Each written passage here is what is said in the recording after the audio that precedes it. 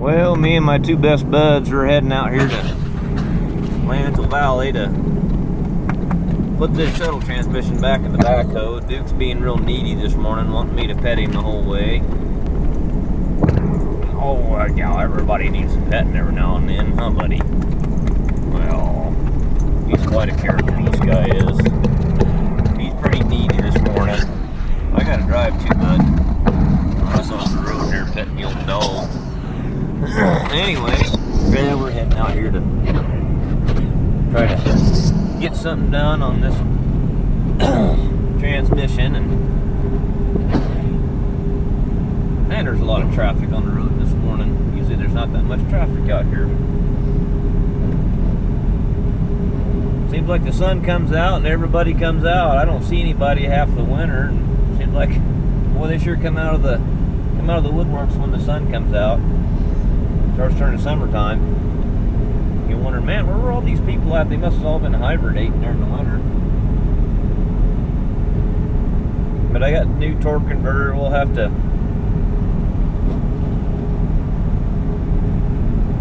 fill that torque converter full of oil. And what I'm going to do is stick the converter in the backhoe.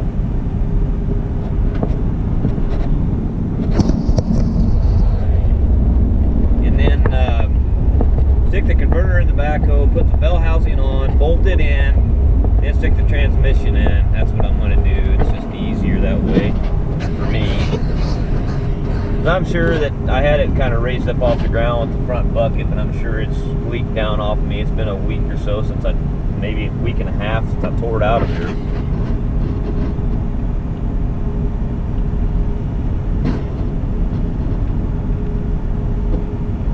Log truck.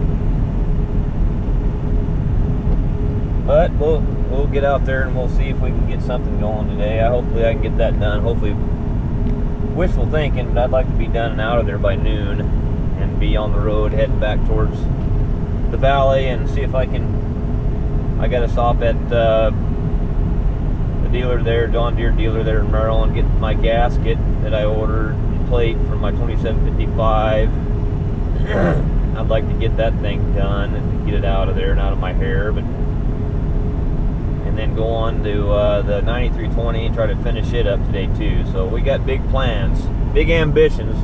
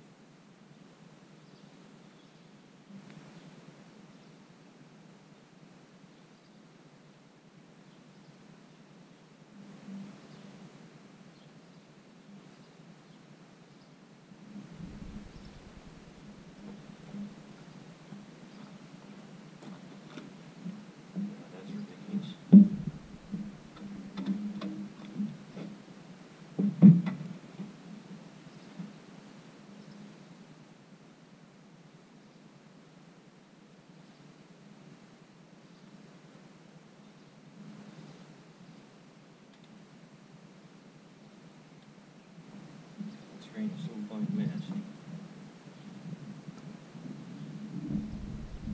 Hard to go through. Ridiculous. I'm gonna leave that off, man. That should be.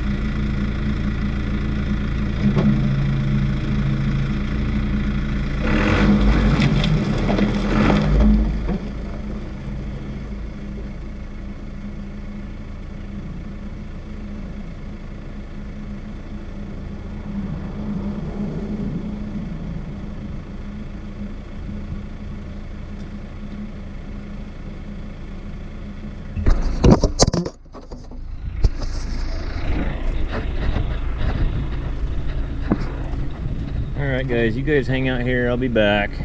I'll start this pickup, turn the air conditioner on.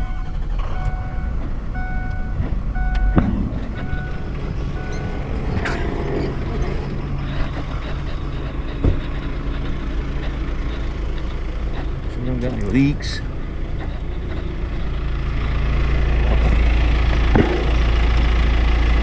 far so good. That 310 SG, I gotta fix the door on it before I leave.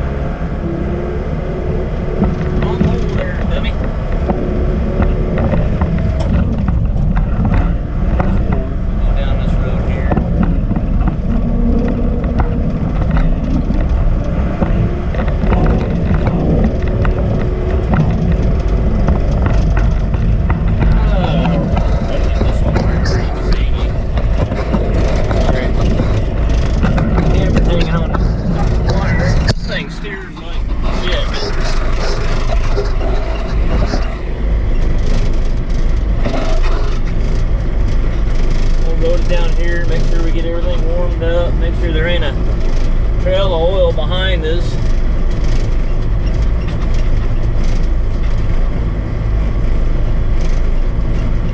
Never got a fan or anything in here. God damn, hot son of a bitch in here. I'm gonna open the door up. There's some air in here. Son of a bitch.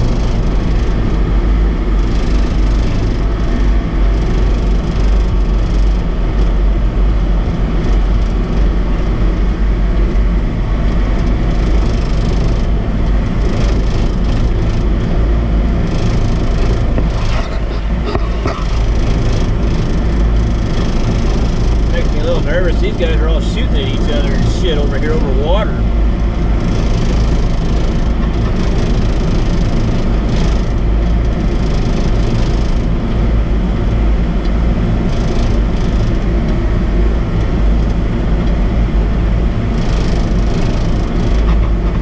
I guess the irrigation district manager, some guy showed up to his house because he didn't have enough water.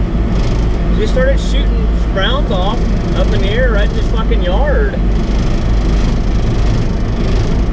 I'll tell you what, man, I don't know about over here, but over there where I come from, you start pulling shit like that, you're gonna be getting planted in a fine box. You start shooting at people's house and shit.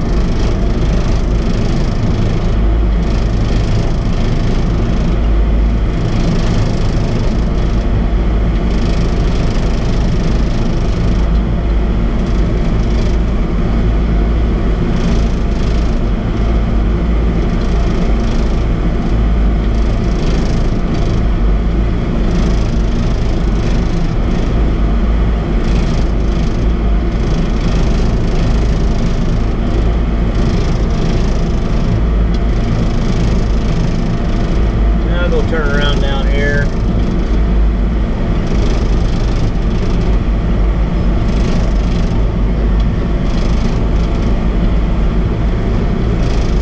Beautiful country out here. I like this valley.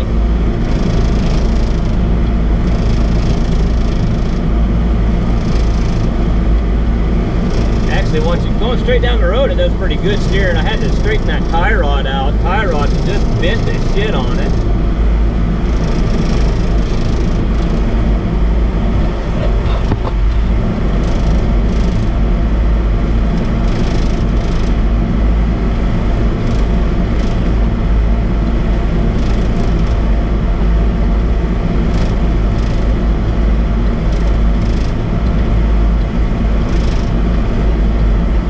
So far so good, no torque converter light or none of that crap coming on.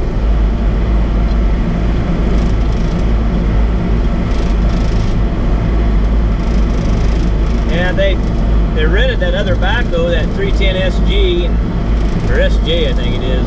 Anyway, I guess the kid was running it and had the door open and hung the door on a gate or something and screwed the door up, so I got to fix that before I leave. Then I got to skid steer that won't start. I got to look out before I get out of here.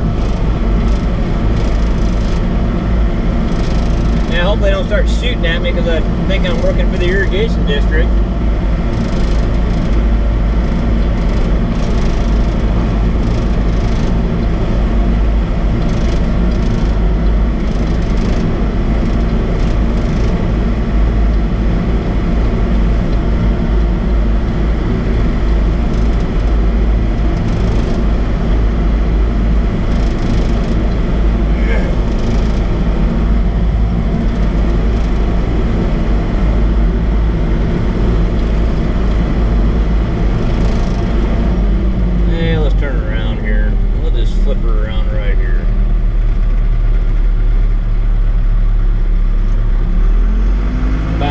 Turn right around in the road here. Give her hell. There we go.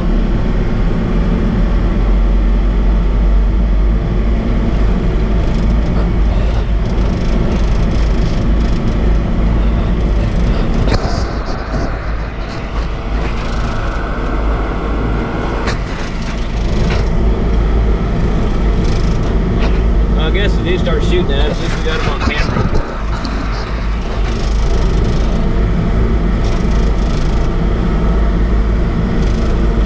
Yeah, I guess I came here this morning, and the district manager, I said, well, where are you going, John? He goes, I'm going to court to put a restraining order on that son of a bitch and file charges for brandishing a firearm. Yeah, I showed up here this morning, and all the district guys that are ditch riders, all the employees were all packing.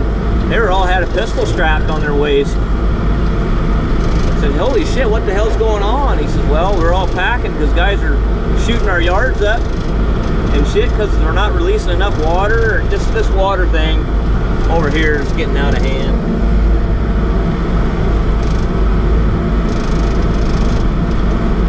Basically what happened is it's politically incorrect for me to say it, but they gave all the water rights to the Indians, and not only the Klamath Indians, but there's Indians all over the country. I mean, people are going to say, well, that belongs to them anyway and all that, but it is what it is. I mean, when you start taking these guys' livelihood away, things are going to get nasty. I mean, it's just the way it is. You can't tell people they can't irrigate their crops, and they've got land payments, equipment payments, house payments, shit like that to make. They're going to pay their bills, and if they can't, things might just get completely out of hand. So, whiskey's for drinking and water's for fighting. Don't ever forget that.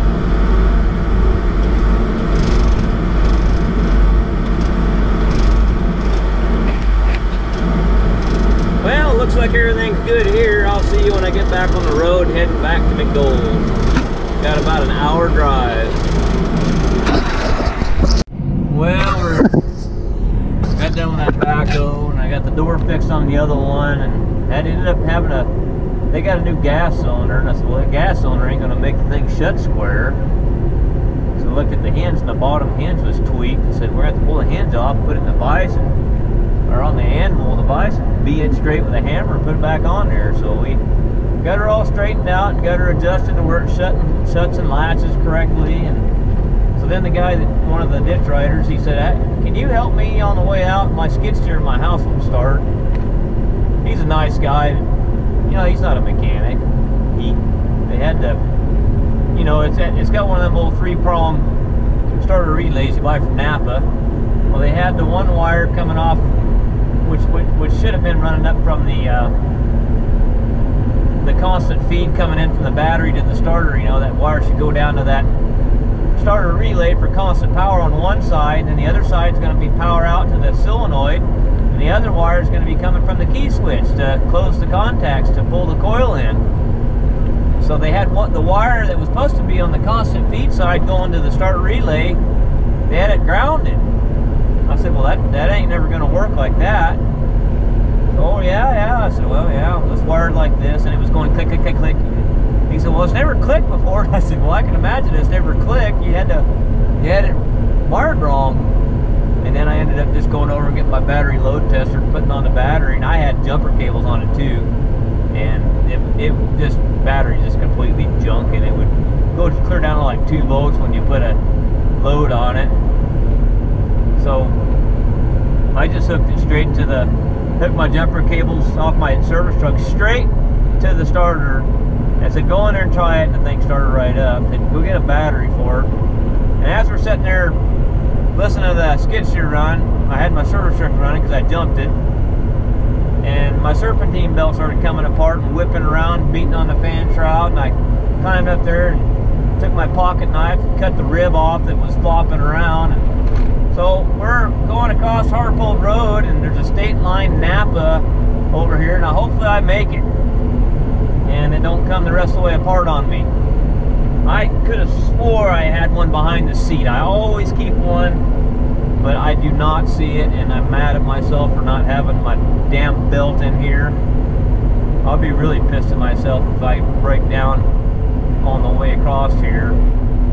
So we're keeping a close eye on all the gauges, but you know, it's a serpentine belt. You don't really need to keep an eye on the gauges. All of a sudden your steering will quit working, and your alternator light will come on, and all kinds of shit. So far so good.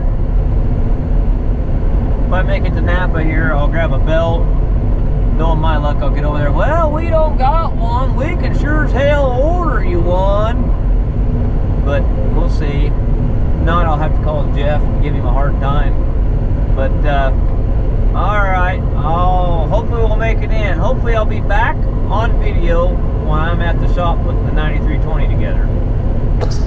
Alright guys, we got the new crank dampener and the new seal and all that shit in there. What I did on that, I didn't video it. Every time I turned the video camera on this morning when I started on this, was just one guy walking in the door, one right after another, one after another. My pickup's not running right. Oh, can you come over and look at this? Well, it's been one of those days. But basically what I did, I get my silicone or whatever you want to use, that anaerobic sealer, the back side of that seal, you know, or the flat piece that bolts against the timing cover.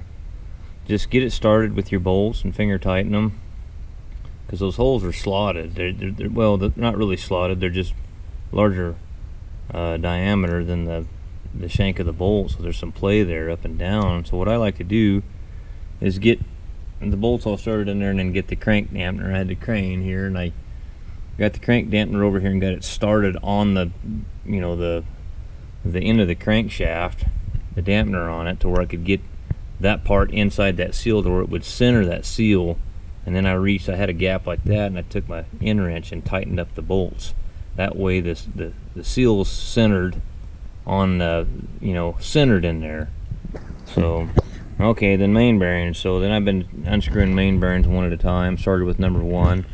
And what you do when you put your new main bearings in, you gotta torque them to 144 foot-pounds, then 90 degrees, then an additional 90 degrees. So I'm on number 5 right now. Number 5 has 3 thrust bearings in it. There's 2 thrust bearings on the bottom cap, and on the upper end in the block, it's on the rear. So you have to put your thrust bearing on your cap and roll it in to the block with the thrust bearing on the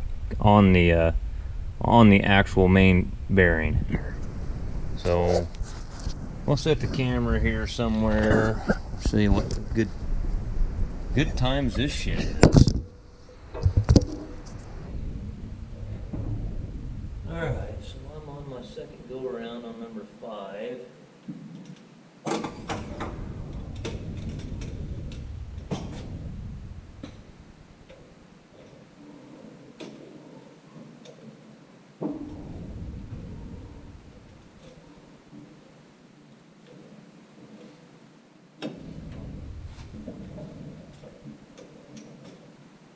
What I got is a mark on the bearing cap, and I got a mark on the shoulder of the boat where I can see it.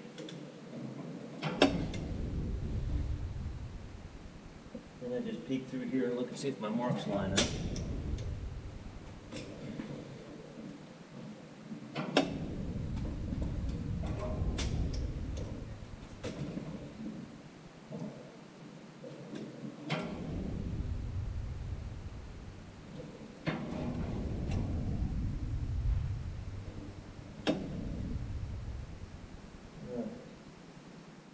A little bit more on that.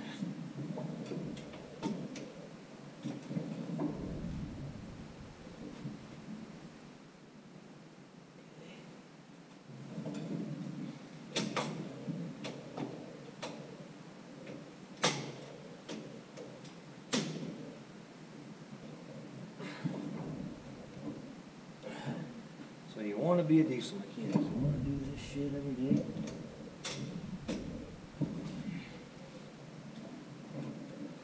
I guess I don't mind it. It's just hard work, man. It's hard work.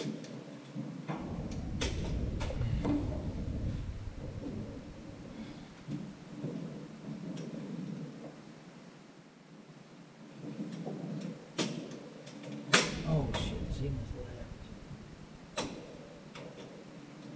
Having 2 hands sure would help. Some guy up there holding that end of it on the damn bolt.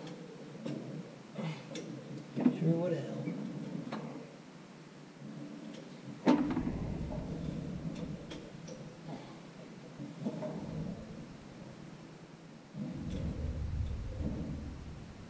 Okay, number 5 is torqued down. I need to zip number 6 off of there and number 7 off. I still gotta do the rods. Fuck. And they're all torque turned too.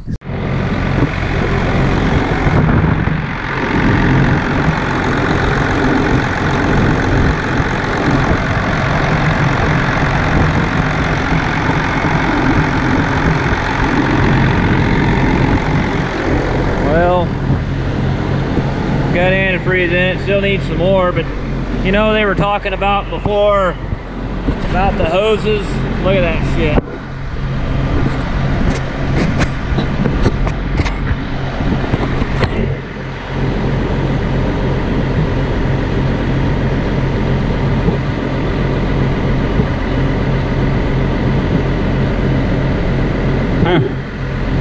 Well, the other stuff was just breaking in half. Yeah, maybe it was this one.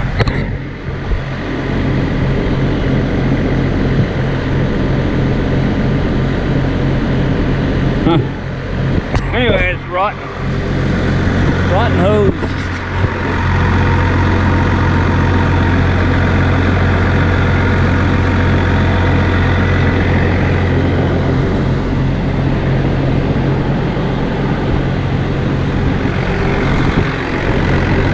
I gotta get my vacuum pump hooked up to the AC system and start putting the vacuum on it.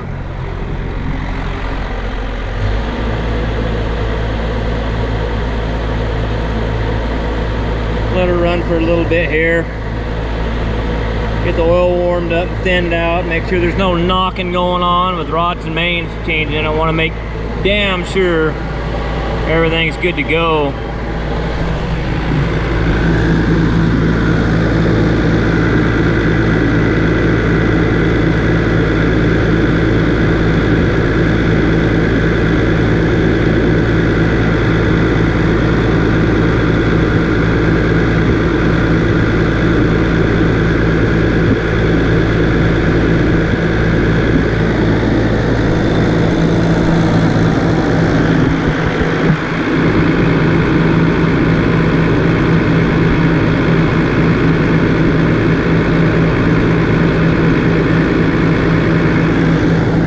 That 12.5 liters, I really like them.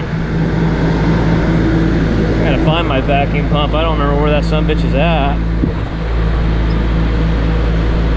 Usually it's in the service truck. There it is, right there.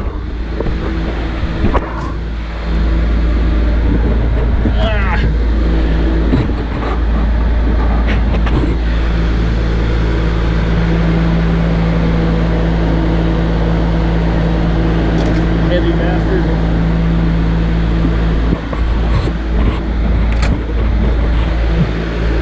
But I've had that vacuum pump for 15 years.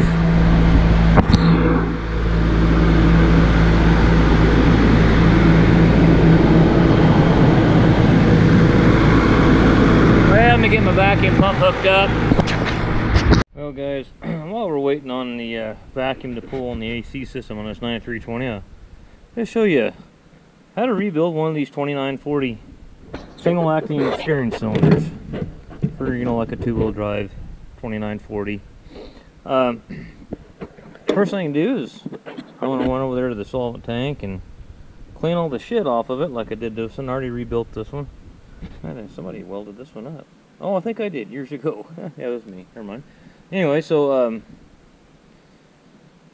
go clean all the grease off, and I'll be back in a minute and we'll show you how to rebuild one of these. These are one of the easier cylinders actually to rebuild. Alright guys, so got her all cleaned up. First thing you want to do, I grabbed the wrong damn size wrench. Grab this crescent wrench. Take your fitting loose here where your hydraulic hose goes into it.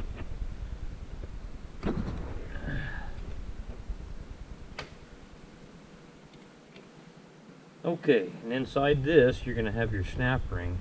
Hold your rod in. I don't know, let's see, can you guys see that down in there? Let me get the camera here. We'll get the light in there. See that snap ring down in there? Well, it's going to be hard for me to do this and show you, but what you want to do, I just get a screwdriver. It's kind of the same way you put them back on. Sometimes they can be kind of a pain if you don't. basically, I thought I had it. Basically, you just roll them off. The key is getting them started. It's popping off on me.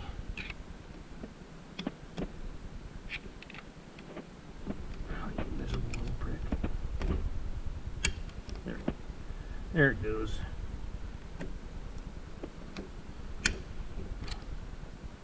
So you can just roll it off.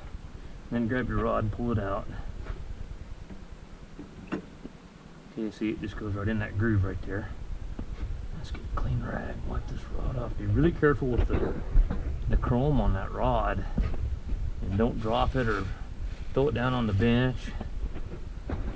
Because if you flake that rod there, it'll just tear your new seals right up and it'll just be leaking again. And I mean, I've seen some backhoes and stuff with, well, excavators. What I've done is actually a buddy of mine owns a hydraulic shop in Klamath. His name's Albert. On C2 Hydraulics, and he showed me a little trick one time. He says if it's not too bad, you just got a little nick in your rod and it's tearing your seal up, take you some emery cloth or a buffing wheel on a die grinder and just polish that up to where it's not so rough, you know, to where it's not tearing it. And once it gets kind of smooth, it'll still seep a little bit, but it's bearable, you know. It's better than buying some of the big cylinders. It's better than buying a $1,000 rod per cylinder. You know, if you can live with a little seepage. But when it cuts the seals and they're rough like that, it'll leak like a damn sieve. Okay. All right. So the first thing is going to be your wiper seal. Now that wiper seal, when you tear it out of there, you got to clean that rust out in here. Remember, when they start leaking externally, it's almost like a fuel system, except it's the thing that hydraulic systems let in is they let in air and dirt. And when they see all the shit and dirt on there, you got to clean that out of there real good.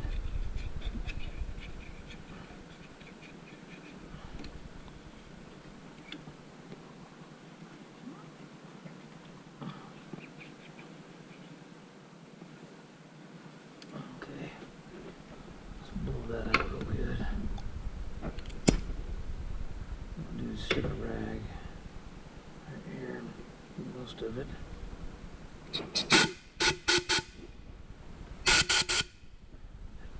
Oh.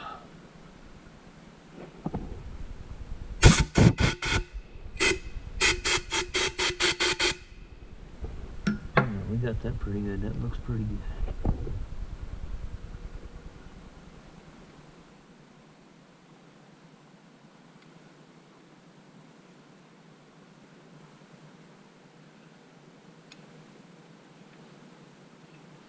Now a lot of dual acting cylinders, what I'll do is I'll Loctite my wiper seal in, but on the single acting cylinder it's really no need to do that.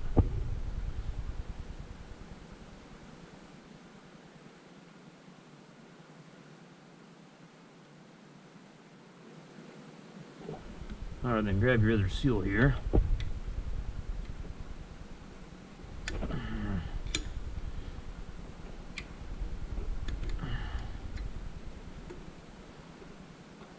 The lip's going to go in.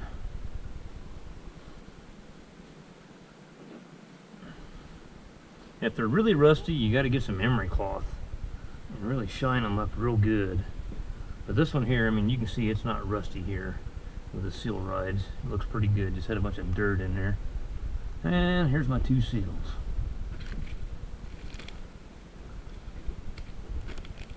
Remember, your lip goes in. Here's the lip. A little bit different style seal than this old seal. Well, I don't think it's different style. I think this is just worn out.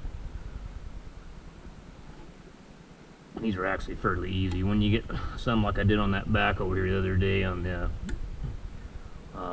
stabilizers, God, boy, them seals are stiffer than hell. Getting them in there. You know, make sure it's not kinked or anything. And your wiper seal. See, it'll have an edge on it like this, and that's going to go out.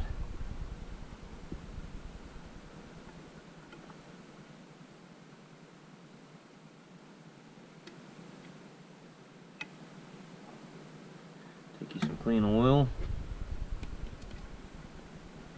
Lube them up real good. Okay. Slide your rod, get it started. It can be a little tricky sometimes getting them to start right. They're tight. Yep,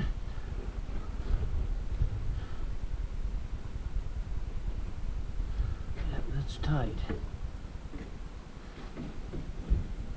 There she goes. Okay. She's there. Okay, and this is pretty much the same old song and dance. See how much tighter that is? That seal's so much tighter than that other one was. Okay, same thing here, but just going the other way. Just take your screwdriver, pull your rod back towards you a little bit. Alright, where's that sucker at? Right there. And get one edge of that snap ring.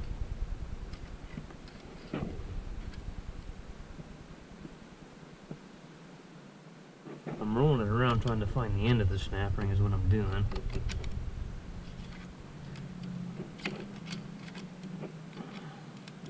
Kind of being a dirty little bastard.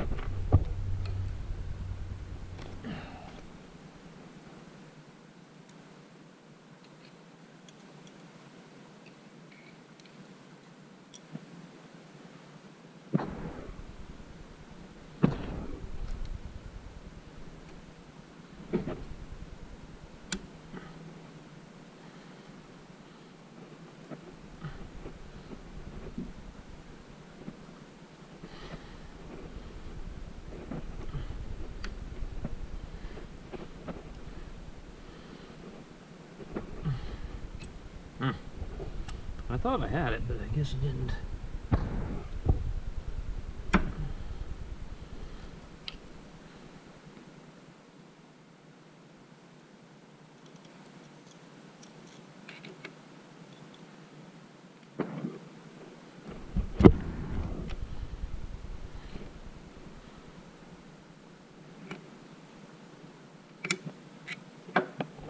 And there it is.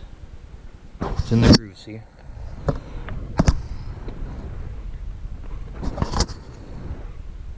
Turn the flashlight down a little bit.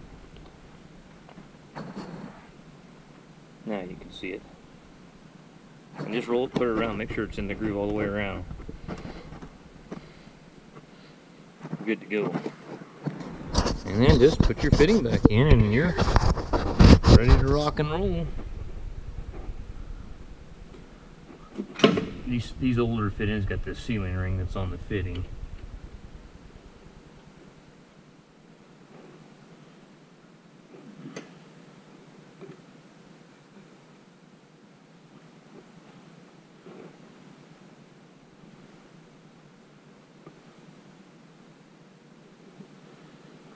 And my experience has been with these, they're really hard to get the right seals for. And I just usually just order them from Deere because it's such a pain in the ass getting the right seals for them. I mean, Albert can get them, but they're usually some kind of oddball seal. And we had a hell of a time. We had like 3 different sets of seals we were trying last year, and I'd get them in there on off a 20, I think it was a 2930, and son of a gun I couldn't get the rod in. It was just a little too tight. The actual wall thickness of the seal was too thick. I couldn't get the damn rod in it. But these here's the ones I lost from Deere, and they just went right together. So we're at 26 inches of vacuum, which is what I want to see. Typically on an AC system, if you've got a substantial leak, it's not gonna. I mean, I've had some leaks to where I can only get 20 inches of vacuum, maybe 22 inches of vacuum, and I just know what my system vacuum should be at this elevation. So rule of thumb is, guys, when you're pulling a vacuum on a system, wherever your elevation is, okay, take 29.9 inches mercury vacuum, which is perfect vacuum. That's what you're going to get at sea level. And at sea level, if you're, say, you're 3,000 feet, basically, if you're at 3,000 feet, add an inch of mercury vacuum, add an inch for every 1,000 feet of elevation, and you should be around 27. We're right at 4,500 feet here, So usually we're a little over 26 inches of max. Yeah, because this gauge, if you read it real close, it's almost 28. It's like 27 almost, but not 27. It's almost 25 because we're at 4,500. It's right at 25, 26 inches mercury vacuum is where I like to see it. Well, I guess let's go get the scale and get the scale and the refrigerants in the back of the service truck. I can actually put my steering cylinders on my 2940 now and get that going. Man, I've used like 4 30-pound bottles already this year of refrigerant. I've been going through crazy like. And let's get in the book here and let's see what poundage it's supposed to take. What you can do too is when you shut your vacuum pump off, get your bottle set up and all that stuff, check and make sure that when you pull all that off, this one's holding pretty good. Oh yeah, it's holding real good. It's still at 26, but make sure, I mean, sometimes you'll have I changed my gauge sets out. I've got a whole, you got to see the pile of gauge sets I've had over the years. The needles get worn in the valves and stuff and they'll start leaking, and I just go get a new set. But you know, it's good to check and make sure when you shut that vacuum pump off, if you've got a really slow leak, let it set for 5 minutes or so and see if it bleeds off and your pressure on your vacuum, it comes out of a vacuum and starts going back to positive pressure.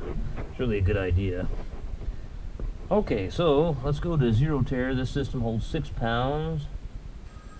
Oh, answer the phone. Oh, guy wanting to know how to, what wire do I jump across with a screwdriver to get the starter to kick over? Why don't you figure out why it's not starting anyway, I told him. Okay, let's go tear. It should zero. And then what I do is I open my high side and low side. I let the pressures equalize till basically you don't hear it going in anymore. It gets kind of static on you. It's basically a static charge, what they call that. And then you can close your high side manifold valve and then start it and just suck her down until she's full.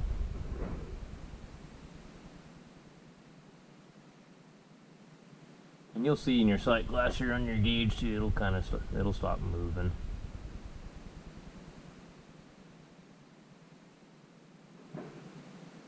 What do we got? Half a pound in there.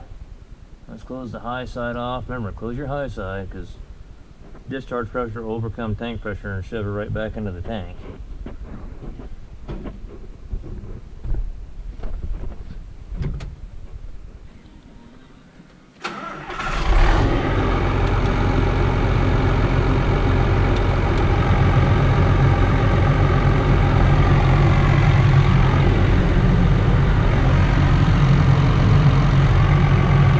Okay, a little throttle.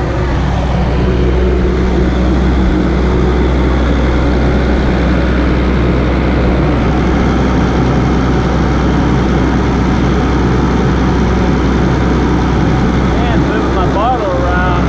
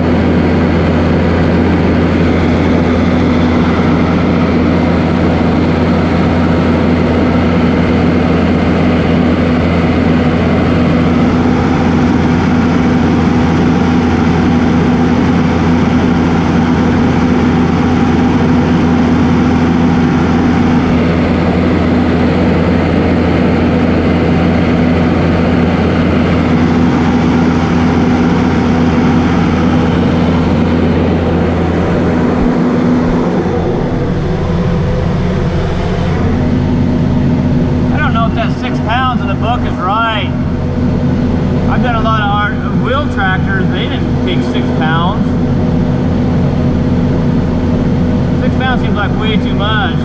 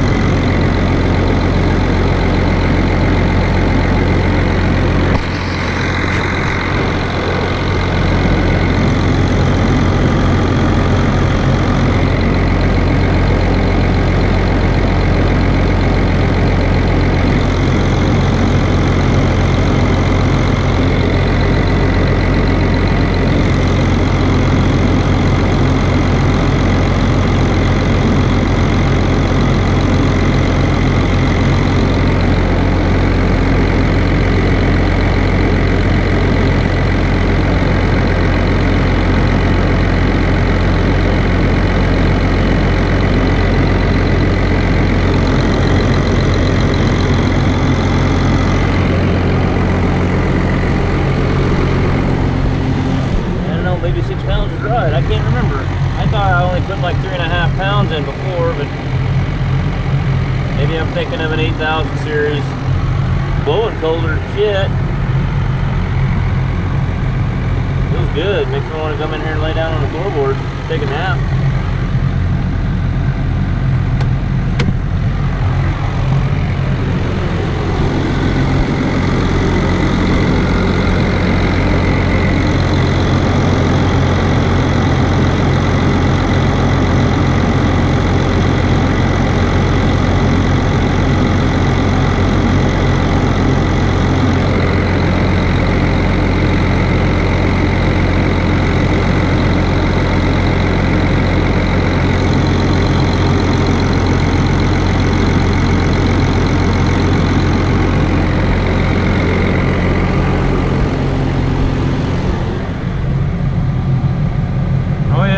Out of here.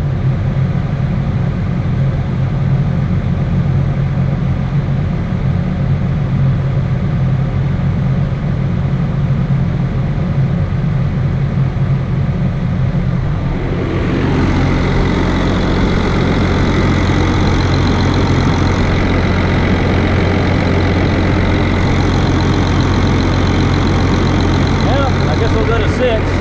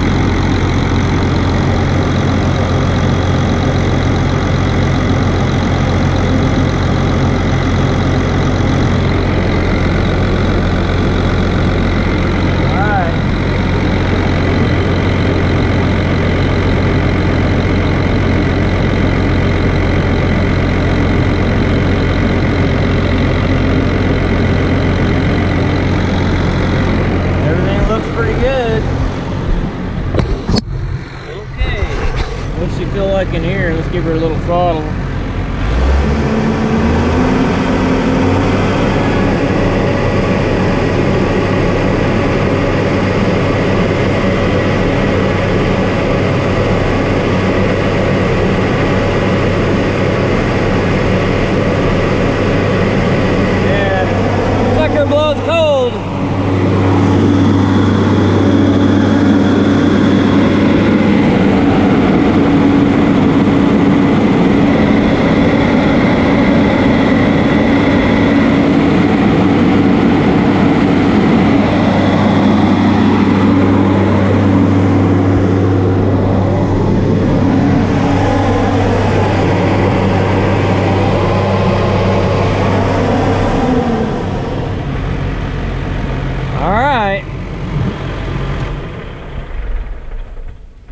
he should not be bitching about that. So the book is right. 6 to 6.5 pounds. I went with 6. I mean, an overcharged system is almost worse than an undercharged system. Everything gets sluggish and nothing cools for shit. I'll tell you, when I was a young guy and first, you know, I went to a lot of schools in the Navy and stuff, but you don't learn. I don't learn shit till I do it. Until I get practice of just doing things, and you know, and it took me years to get things on air conditioning really figured out to where I could look at a gauge and go, well, this is what's wrong. You know, your expansion valve's stuck open. Yep. You know, it takes a lot of time to figure all that shit out when you're. That thing's gonna be hotter than a pistol, right there.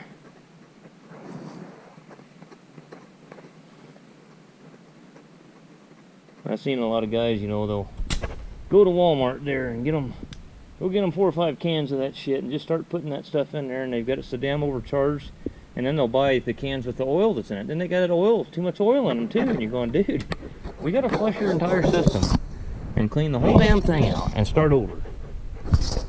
You've got too much oil and shit in there. That stuff's got to be right. All this has to flow through the entire circuit. So it's going to leave here from your high side, go through your condenser. Go through your condenser, usually goes through your receiver dryer. Then it's going to go back into your expansion valve. And when it goes into your expansion valve or your orifice tube, expansion valve system's way, way better than that piece of shit orifice tube that the automotive guys like using. Well, I see tractors have them now too, the Challengers. Some of them Challengers have orifice tube setups on them. I had a Peterbilt last year that had an orifice tube in the sleeper, and it had an expansion valve in the cab. And you're thinking, what a bastardized setup. Anyway, so it's going to go through, there's your receiver dryer right there. It's going to go through your receiver dryer, go through your expansion valve, or what they call an H valve. Then it's going to go into your evaporator cord, and that's where it's going to flash the gas off from a high side to a low side. That's where you split your high side to your low side. And that's where you get your latent heat of vaporization. Okay, that's where you're sucking the hot air out of the cab through your evaporator, and then it's transferring all that hot air back to that evaporator, going back into your, and then your compressor is going to be sucking on the suction side of that evaporator, and then you've got your low side circuit. Then it sucks it back out, pressurizes again, shoves it through the condenser, and the fan blows. That's when your fan's sucking all that heat's coming back through your fan. You know, it's sucking it through the condenser and getting rid of the heat that was in the cab. So that's just a brief overview. If you guys want to look at your service manual, it tells you all that shit for theory of operation. Okay, well, I'll put the hood on there and drive her outside. We got her done. Oil is just clean as a whistle on that thing now. Alright guys, so that'll kind of conclude this one with the 9320. Thanks for watching.